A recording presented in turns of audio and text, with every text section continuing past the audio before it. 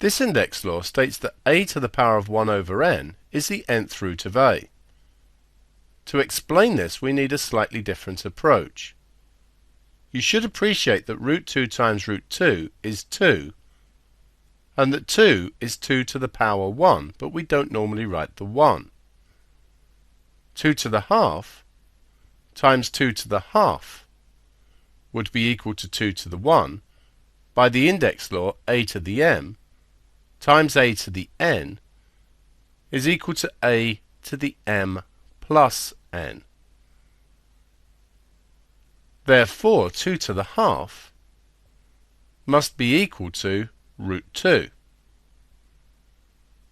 Similarly, the cube root of 2 times the cube root of 2 times the cube root of 2 is equal to 2, which is 2 to the power 1, and 2 to the third times 2 to the third times 2 to the third would be equal to 2 to the 1 by this index law.